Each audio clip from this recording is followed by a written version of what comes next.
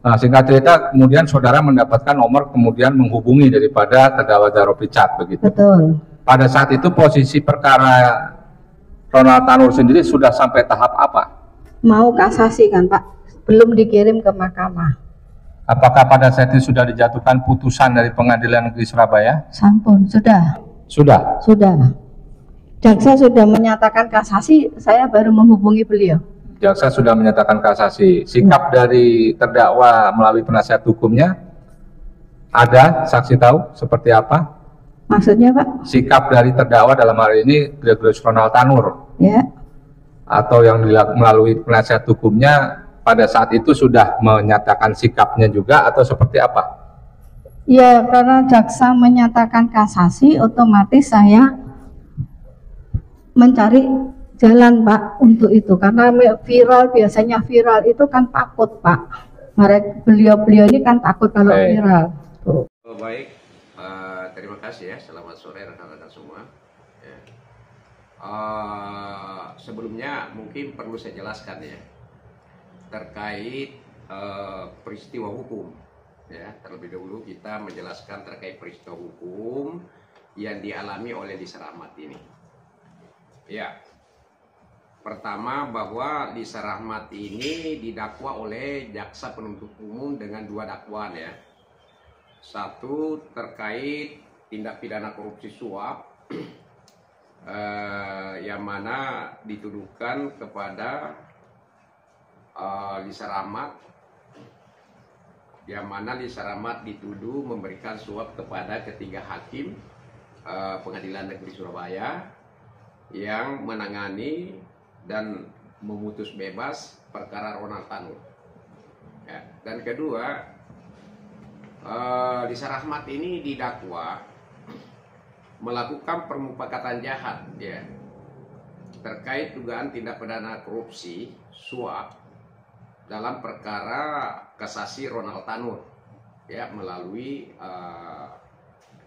Jaro Richard.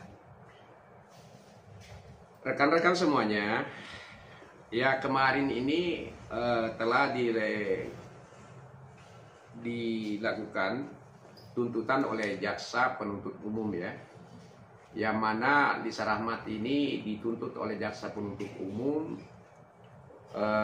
dengan 14 tahun tuntutannya.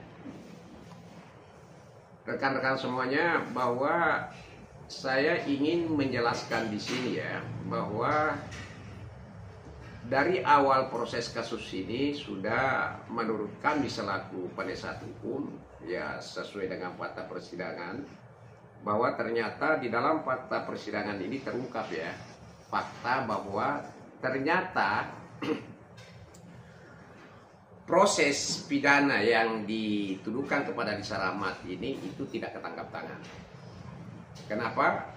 Karena di dalam persidangan ini terungkap fakta bahwa ternyata proses itu, dugaan tindak pidana itu telah terjadi 3 bulan yang lalu, artinya sudah lampau ya. Tapi namun pada saat dilakukan penangkapan dan penggeledahan ini dan bahkan penyitaan ini tidak sesuai ya, tidak ada surat perintah, tidak melalui dengan proses penyelidikan, ya kan? Melalui proses penyelidikan dan penyidikan. Sehingga setelah kita konfirmasi dengan ahli yang dihadirkan oleh Lisa Rahmat di pengadilan bahwa bagaimana kalau suatu tindak pidana itu ya kemudian prosesnya secara tidak sah, kemudian dibawa ke pengadilan ya, kemudian diproses ya, dan terdakwanya dijatuhi hukuman pidana dan dinyatakan sah dan meyakinkan bersalah. Kan seperti itu kira-kira. Begitupun juga bunyi tuntutannya ya, bahwa Lisa Rahmat ini dituntut 14 tahun karena dia perbuatannya itu sah dan meyakinkan. Pertanyaannya, ketika ini prosesnya ini tidak tidak sesuai atau secara tidak sah, terus bagaimana dengan putusannya? Nah, ini ahli menjelaskan bahwa apabila proses suatu tindak pidana itu diawali dengan secara tidak sah, maka tentunya putusannya itu pun juga dapat dikualifikasi sebagai putusan yang tidak sah atau batal demi hukum. Seperti itu. Nah, ini yang tadi yang saya jelaskan, ini terkait masalah proses pidananya ya, diawali dengan proses pidananya itu secara sudah tidak sah. Kenapa? Karena itu kan dikatakan tangkap tangan. Padahal terungkap di pengadilan itu bukan ketangkap tangan. Ya, kalau ketangkap tangan itu sudah sangat jelas. Ya kan, itu diatur di dalam KUHP pasal 1 angka 19. Ya, artinya kalau orang hukum ini semuanya paham lah apa sih yang dimaksud ketangkap tangan itu, pada saat kejadian, sesaat setelah kejadian, ataukah pelaku ini disoraki sama orang banyak. Nah, itu namanya ketangkap tangan itu. Nah, karena ini sudah lampau, ya, sudah lampau 3 bulan kemudian tiba-tiba dikatakan ketangkap tangan. Nah, ini hal yang keliru, dianggap bahwa itu adalah proses hukum yang secara tidak sah. Seharusnya bagaimana? Ya, seharusnya ada melalui proses penyidikan, kemudian ada surat perintah penangkapan, ada surat perintah penggeledahan, ada surat izin dari pengadilan untuk dilakukan penyitaan. Nah, ini kan semuanya tidak ada. Artinya apa? Proses hukumnya itu secara tidak sah. Ya kan? Seperti itu yang saya jelaskan. Nah, ini yang kedua saya ingin menjelaskan begini. Bahwa di dalam fakta persidangan ini semua saksi-saksi fakta yang dihadirkan oleh jaksa penuntut umum, pada saat kami tanya, saudara saksi, apa yang saudara ketahui, apa yang saudara lihat, apa yang saudara dengar, apa yang saudara alami terkait dugaan tindak pidana yang dituduhkan kepada Lisa Rahmat ini. Semua mereka menjawab, saya tidak tahu. Ya kan? Ada juga yang menjawab, saya tidak mengerti. Setelah ditanya, dari mana saudara tahu kalau ada ini perkara suap? Saya lihatnya dari media. Artinya, alat bukti yang dihadirkan oleh jaksa penuntut umum di pengadilan ini, selaku saksi fakta ini, tidak memenuhi syarat sebagai saksi. Ya, oke. Nah, kemudian setelah kita mencoba-coba menelusuri ya, karena kita paham, kita tahu bersama ya bahwa seseorang itu dituduh melakukan suatu tindak kejahatan, minimal 2 alat bukti yang menjelaskan bahwa benar loh Lisa Rahmat ini telah melakukan suatu tindak pidana yang dituduhkan kepadanya, kan kira-kira begitu. Nah, kemudian kita coba urai satu persatu ini, mulai dari alat bukti surat sebagaimana yang dimaksud di dalam KUHP pasal 184 itu. Ya. Surat. Ya, karena saksi tadi sudah ya. Saksi ini surat ini tidak ada satu lembar surat pun yang menjelaskan, misalnya contoh bukti transfer, ya kan, bahwa Lisa Rahmat telah benar mentransfer keuangan ke rekeningnya ketiga majelis itu atau hakim itu, ataukah ada bukti kwitansi, ya, itu fakta tidak ditemukan itu, dan bahkan tidak ditemukan surat-surat yang lain yang mengarah ke pemberian uang itu. Nah, ketiga, kita berbicara terkait keterangan ahli, karena keterangan ahli juga itu merupakan satu alat bukti. Nah, juga tidak ditemukan bahwa ada uji forensik yang menyatakan bahwa uang yang diduga hasil kejahatan itu dan atau uang yang dipergunakan Lisa Rahmat untuk melakukan tindak kejahatan tidak ditemukan sidik jari satu pun di situ.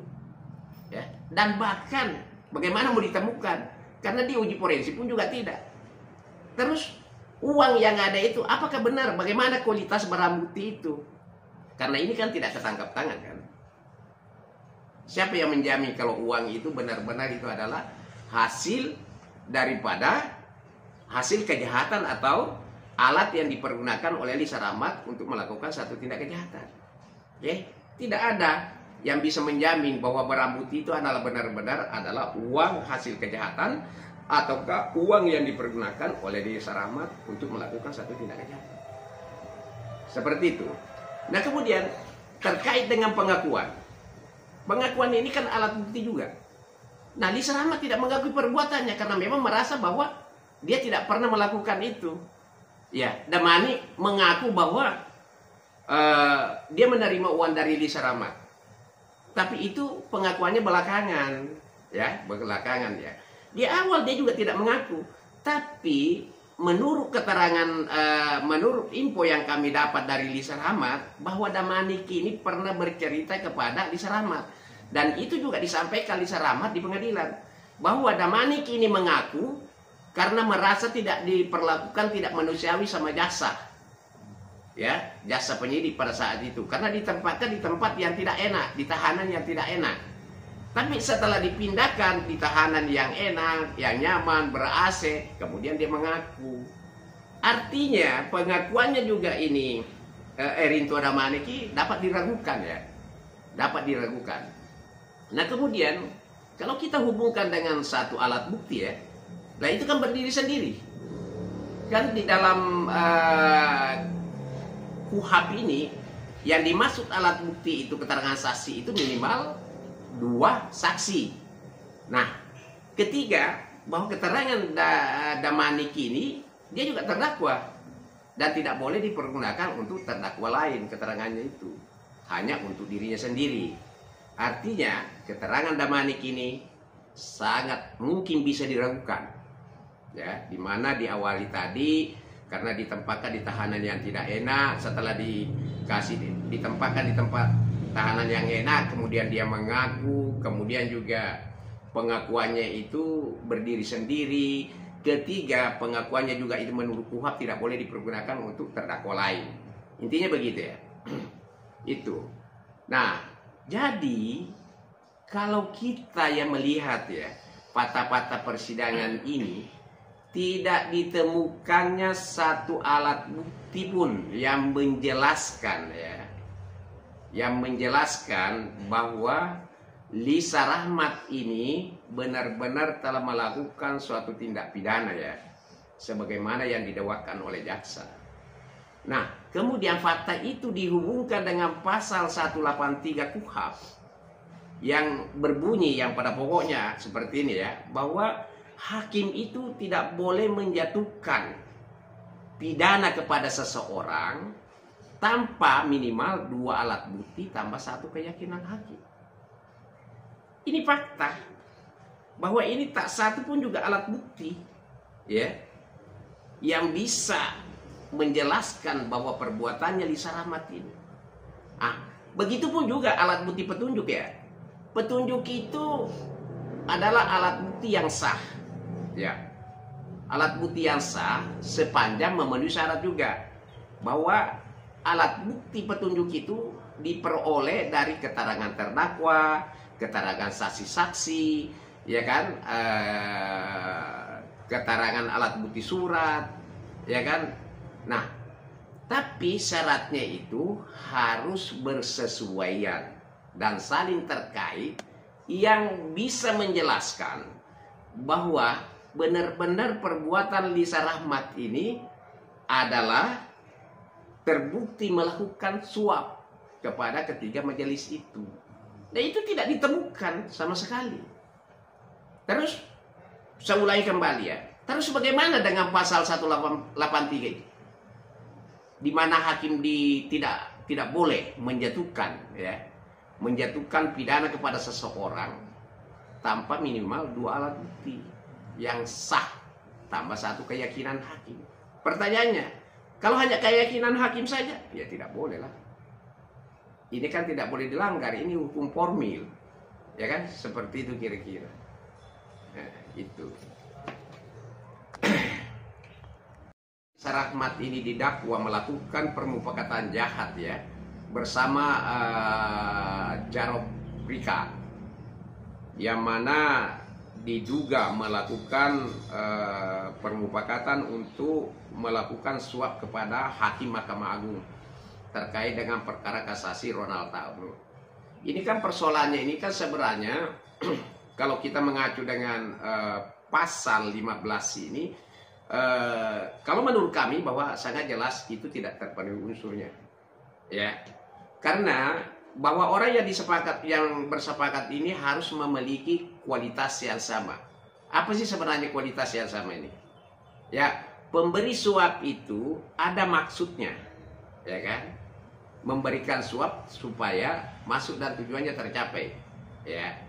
Kemudian penerima suap ini ia menyalahgunakan wewenangnya, ya kan, agar maksud dan tujuannya si pemberi suap ini tercapai. Kalau ini dihubungkan dengan pasal 6 atau pasal 5 Undang-Undang Tipikor, suap berarti harus salah satunya menyalahgunakan wewenang. Yang menyalahgunakan wewenang itu adalah penyelenggara negara atau pegawai negeri, ya. Nah, terus bagaimana? Lisa Rahmat bukan pegawai negeri, Jarod juga sudah pensiun, artinya bukan pegawai negeri lagi. Artinya unsur pasal itu tidak terpenuhi. Nah, asas hukumnya bahwa apabila suatu perbuatan itu tidak terpenuhi, maka seseorang itu tidak dapat dipidana. Sederhana saja sebenarnya, ya, seperti itu. Nah, mungkin begini rekan-rekan, kami sebenarnya agak miris, ya, ketika penegakan hukum ini seperti ini, sudah diperiksa, membuang waktu begitu lama di persidangan. Kemudian kita sama-sama memeriksa dan tidak ditemukan satupun juga alat bukti, ya, sebagaimana syarat, ya kan, yang dimaksud di dalam pasal 183 tadi itu, ya, bahwa seseorang tidak boleh dijatuhi hukuman pidana apabila tidak ditemukan minimal 2 alat bukti, kira-kira begitu. Kemudian terdakwa ini dituntut luar biasa 14 tahun. Nah, dengan kalimat bahwa Lisa Rahmat secara sah dan meyakinkan bersalah melakukan tindak pidana suap dan permufakatan jahat. Kan begitu, ya? Terus kita harus meleklah. Di awal saja proses hukumnya secara tidak sah. Kedua, berdasarkan fakta di persidangan, hasil pemeriksaan itu tidak ditemukan 2 alat bukti. Terus dasarnya di mana dikatakan itu sah dan meyakinkan? Itu persoalan. Nah, semoga hakim, majelis hakim yang mulia dan terhormat ini nanti yang memutuskan perkara ini benar-benar bisa bersikap objektif. Mengingat karena ini adalah nasib orang. Ya, seperti itu. Juga saya ingin sedikit sampaikan bahwa alat bukti itu atau bukti-bukti itu di persidangan itu sesuai dengan asas hukumnya itu harus lebih terang daripada cahaya. Karena ini berkaitan nasib orang. Ya, itu seperti itu. Makanya kami di pengadilan benar-benar kami berusaha menguji alat-alat bukti, ya, yang dihadirkan oleh jasa di pengadilan. Karena kalau jasa itu di pengadilan itu yang sebenarnya dihadirkan itu sederhana. Bukti, ya. Bukti yang dihadirkan ini jasa ini. Dan bukti-bukti inilah yang harus diuji. Apa sebenarnya bukti itu? Bukti itu terbagi 2. Barang bukti dengan alat bukti. Ya kan? Inilah yang harus diuji. Nah, kita ini sudah uji semua. Ya. Barang buktinya itu diperoleh dari mana? Karena ini tidak ketangkap tangan, ya kan? Siapa yang menjamin kualitas barang bukti itu yang dibawa oleh jasa di pengadilan ini? Karena itu tidak ketangkap tangan, dan itu juga tidak lakukan penyitaan secara sah. Harusnya ada izin dari pengadilan. Kemudian apa sih sebenarnya alat bukti ini? Alat bukti inilah yang menjelaskan, ya, perbuatan Lisa Rahmat sebagaimana yang didakwakan itu. Contoh misalnya, Lisa Rahmat ini dituduh melakukan suap atau memberikan uang kepada ketiga majelis itu. Tentunya dibutuhkan alat bukti yang menjelaskan bahwa benar, ya kan, saya melihat atau saya mendengar atau saya mengalami sendiri Lisa Rahmat itu telah melakukan suap. Nah, atau alat bukti lain, ya kan? Surat, oh ada kok bukti kwitansinya. Ketika hakim itu menerima, oh ada kok bukti transfernya bahwa Lisa Rahmat telah mentransfer uang ketiga majelis itu. Itu juga tidak ditemukan. Nah kemudian alat bukti petunjuk ini, ya kan, yang saling terkait, ya, antara keterangan saksi-saksi yang satunya dengan saksi yang lainnya dari keterangan terdakwa, ya harusnya bersesuaian, ya kan, ya saling terkait, yang pada ujungnya menyatakan bahwa benar loh Lisa Rahmat telah melakukan suap. Ini tidak ditemukan sama sekali. Seperti itu kira-kira penjelasan saya.